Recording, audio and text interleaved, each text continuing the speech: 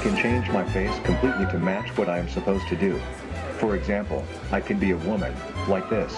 It's a bit creepy. Okay, we've got an informal queuing system going on here, modelled on a pub.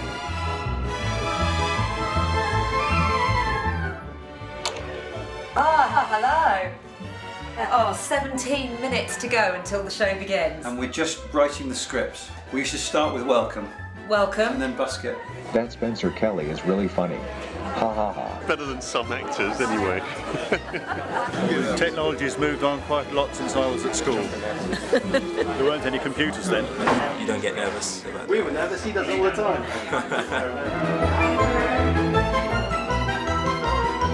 Just getting the last minute touches.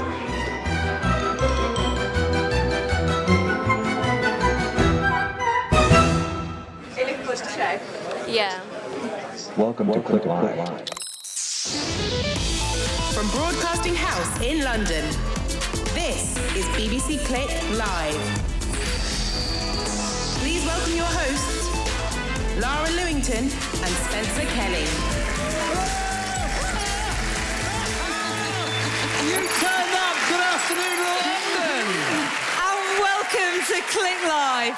But we're going to start with something truly magical. I would like you to put on your headsets and we will show the magic image.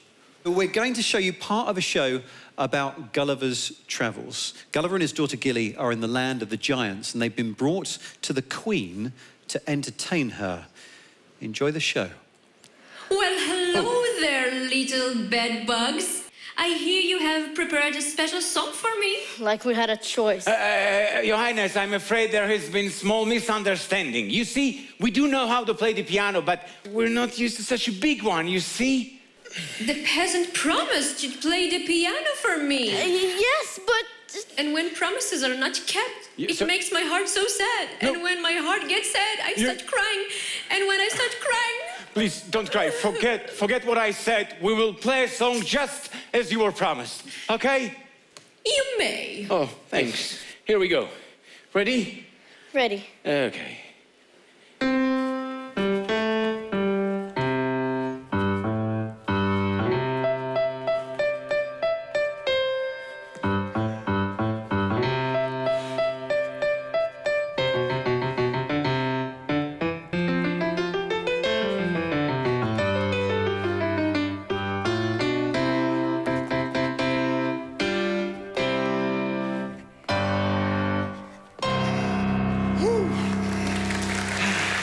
I'm going to call up one of the people behind this AR show from Israel. Please welcome Sasha Kreindlin. Hey, man. Thank you so much. Can you explain what just happened? What we did is we created the tools to incorporate AR in a live show. And this tool allows the artist to focus not only on the stage, but the entire venue is your canvas. If everybody turned their head while the scene was going on, there's a whole castle around you. And the second revolutionary part is the interaction part. Because they have buttons on the headsets, they can interact with a live show, and it gives a world of possibility. Okay, cool. Well, part of the magic is going on in the glasses that you are wearing. If you could put the glasses on now, and we're going to hear and see some more tech, because half the magic's going on in the goggles, the other half is going on at the gallery, backstage, which is where Lara is right now. That's right. Throughout the whole of Click Live, a lot of the technical stuff is happening back here. But for the AR show that you've just seen, well, Isaac has been doing something here on a computer to make it happen. What have you been doing? Well, actually, what I'm doing is controlling everything that happens in the AR, all the headsets, so I can kind of play gods, have rain on them, do things to the actors on stage, set the monitors so they can know what's going on. Synchronize everything with the sound and lighting. Please give it up for the AR show. Okay, so we're just getting the robots ready. AJ is just getting his laser tag guns ready because they're going to trigger the 30 robots to dance. At Mechamon HQ in Bristol, 30 robot toys are being taught to tango. Well, sort of. To get the bots to bust a groove simultaneously, they all need to be set off at exactly the same time. So the team behind them have had to get creative. So this fires infrared at all the robots, and the robots get the signal and they all know that it's time to dance. Okay. Now. A TV remote was just really boring to point at it, so we thought a laser gun would be cooler. Yeah, and it makes cool noises. It is cool when it works. Does it still need reloading? You have to reload the laser gun. And we can reset that, that's okay. It's actually a cone of light that comes out, not a single beam. So depending, if you get very, very close to a robot, it's a more narrow cone, it won't affect as many. The further back you are, actually, we find it's a much better, wider attack, if you like. But it's also the same with the robots, they fire a cone out, so when they're actually shooting at each other. They've used video animation software to choreograph the custom dance routine. I make one animation, and that will get just distributed to all 30. But the way we did the Mexican way was we put it into grids, so the last bit has staggered animation. So for that bit, they all have their own little animation they're running. But so here I've got 6 animations for the big finish. So that's how you get this kind of ripple effect. Keep it nice and tight. Because the robots don't know where they are in relation to one another, they have to be positioned in precisely the right place. How about not B4? I did it down in the column. It's B5 underneath it. But when it's done right,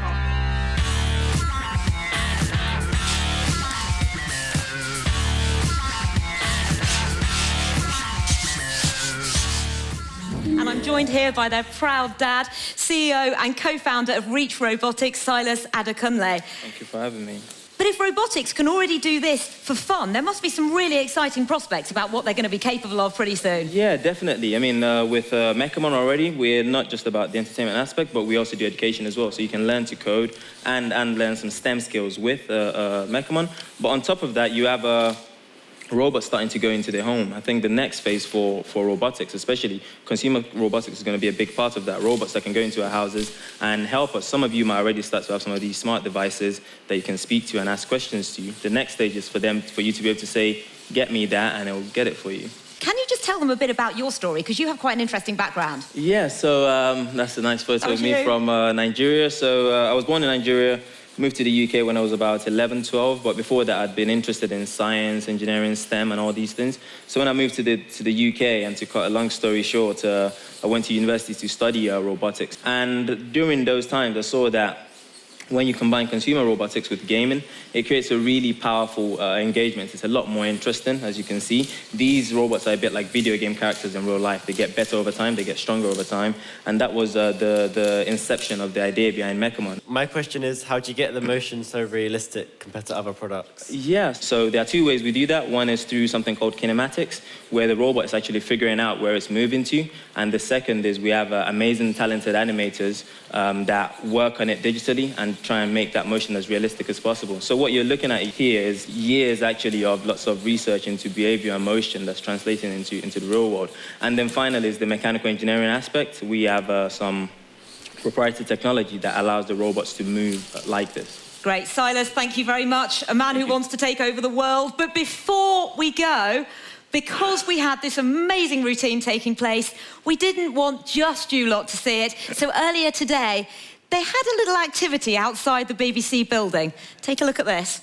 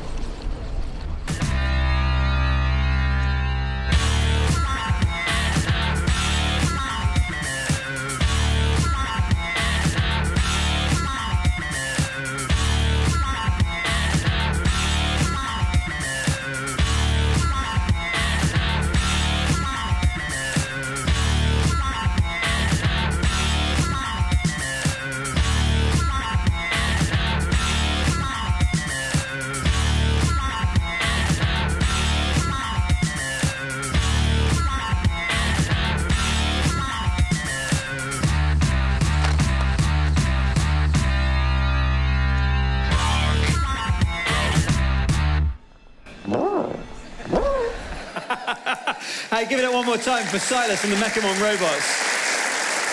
And the pigeon. Hands up if you own a phone. Hands up if you got a phone with you. Yeah. Okay, keep your hands up if you have a camera on that phone. Yeah, pretty much everyone, of course. And I would say the average phone photo has about 8 or 10 or 12 million pixels in it. Okay, so it's about a 12 megapixel camera. But what would happen if you had more megapixels in your image? Well, maybe you could do this, and you could zoom in. This is New York we're looking at, and you could zoom in, and you could zoom in. This is an image not with a million or so pixels, but with 1 billion pixels. And it was actually created by a device called a gigapan. And what that does is take lots and lots of really zoomed in shots like this, and then it stitches them together into one massive image of 1 billion pixels. But what would you do if you had a device that could take 1 billion pixel image in one go? Well, obviously, you put it in space. And that's what our next guests have done. From the Institute of Astronomy at the University of Cambridge, please welcome Dr. Georgia Busso and Dr. Anna Harahan. So this is the Gaia satellites that's currently in space. This is a model of it, isn't it? Yes, that's Gaia. It's a space telescope, and it's one of the cornerstone missions of the European Space Agency. And yeah, as you said, that's a model. The real one is 10 times bigger. What have you been trying to find out using Gaia? Well, with Gaia, we're trying to discover the shape of our galaxy and how it formed. And we need Gaia's measurements to pinpoint exactly where the stars are and what the structure is. For example, how many spiral arms there are in our galaxy. I mean, it's crazy, really, when you think about it. I grew up thinking we knew the Milky Way was a spiral with 2 arms. But what you're saying is, of course, we don't actually know because we're in it. We just think exactly. We know. So what kind of things is Gaia measuring then? Gaia is repeatedly scanning the sky and is taking images of the stars at different times. And then by processing these images with a very complicated software system, we can figure out how far away the stars are and how they move. And with that, we build up a map of the sky. It's basically like Google Maps for the galaxy. And you've made some remarkable discoveries already, haven't you? Yes. One thing we recently discovered is that the Milky Way was involved in a head-on collision with another galaxy early in its lifetime, about 10 billion years ago. We see that the stars are on these elongated, kind of sausage-shaped orbits that show that they've come from another galaxy. And for that reason, the galaxy that crashed into us is named the Sausage Galaxy. They've called it the Sausage Galaxy. Would you please thank Georgia and Anna? That was fascinating. Thank you very much. And what show is complete without a cheeky selfie? If you were there, we'll see if you can spot yourself here. 3, 2, 1, there we go.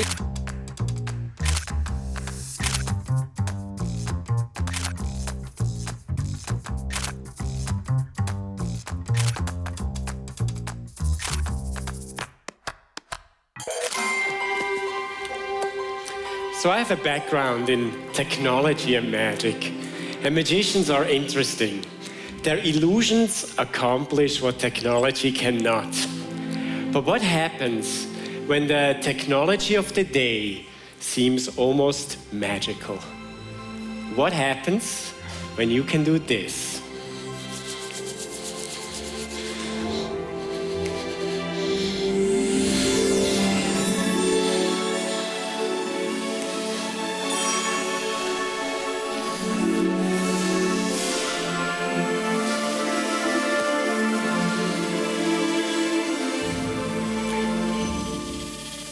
Now, 100 years ago, that would have been the magic of levitation.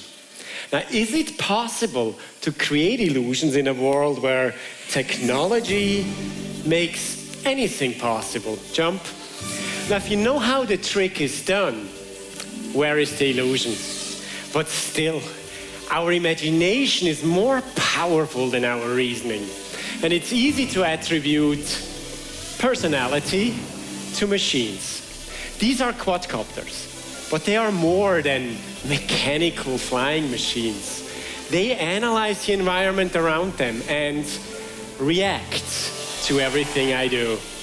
Advanced algorithms allow these autonomous machines to fly in close formation, aware of each other, aware of me.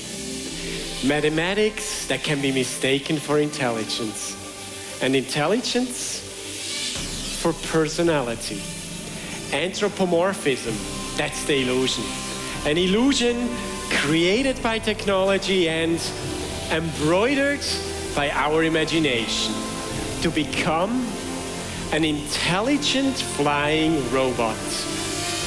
A machine that appears to be alive.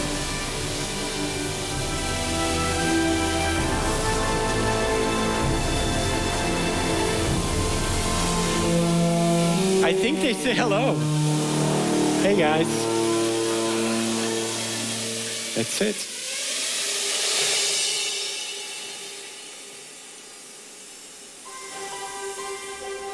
All right, time to go home. Come on, everybody. Right over here. There you go. Everybody, come on. Everybody, you can fit in there. Come on. There you go. Everybody, no pushing over there. Everybody, there you go. Marco, you said you're a magician as well as a technologist. How much of that was an illusion? There was a little bit of trickery involved. So they're not really following my gestures or my commands. They're pre-programmed. And the way they work is they have tiny little cameras inside them, and they track that pattern on this magic carpet we see here on the stage. That's how they self-localize and figure out where to go. Say a big thank you to Marco Tempest. Thank you, everybody. Thank you.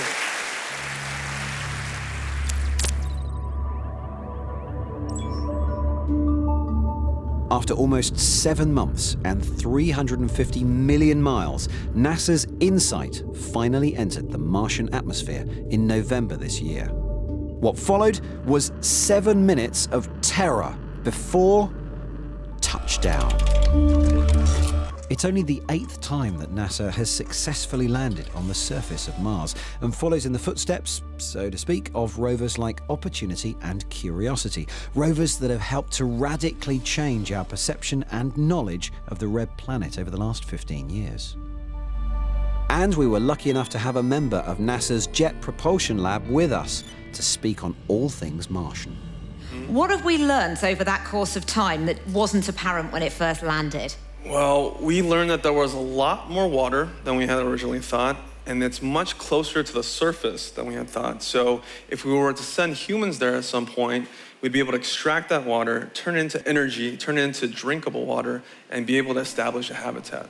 So finding the water was, of course, a huge moment. What other exciting moments have you had more recently? So the most recent discovery on the Curiosity mission is the discovery of ancient organics, right? What this means is we've discovered methane-like products, which means that it could have potentially been hospitable for life on Mars at some point in a distant past, and maybe at some point in a not-so-distant future. NASA has also been hoping to educate people about its work on Mars using virtual and augmented reality.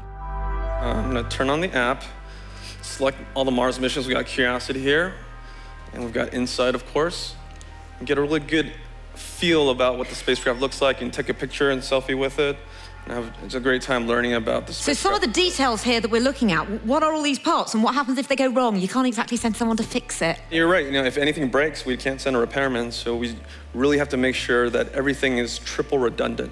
Absolutely fascinating stuff. Victor, thank you very much.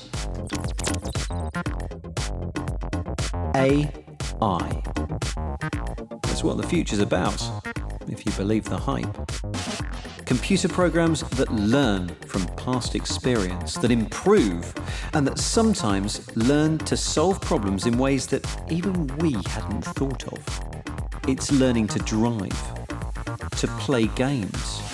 It's learned to paint. It's learned to understand what we say. And it is certainly true that AI is already replacing us in particular jobs. Now, for many, that thought is quite a scary prospect. Not, though, for Sachin Dougal, who runs a company that actually uses AI to help design apps. We've created a platform that allows anyone to build software. And so when you think about the thousands of applications, the hundreds of thousands, the millions of applications out there, they all have common building blocks. How many people have an app that uses Facebook? How many people have more than one app that uses Facebook? And yet, when you're building software, people are rewriting the same thing again and again. And so we said, well, that doesn't make any sense. Why don't we do it like cars, where we have these common building blocks, we can use them again and again, and it means that we can build it faster, cheaper, and better. And you want anyone to be able to build an app even if they can't code. That's the idea, isn't it? Right, and if you think about, the fact that everyone in this room must have had an idea. So what we found is 90% of people that have an idea don't even go past the stage of an idea because it seems overwhelming. We're so much cheaper and so much faster because we're just using the code once.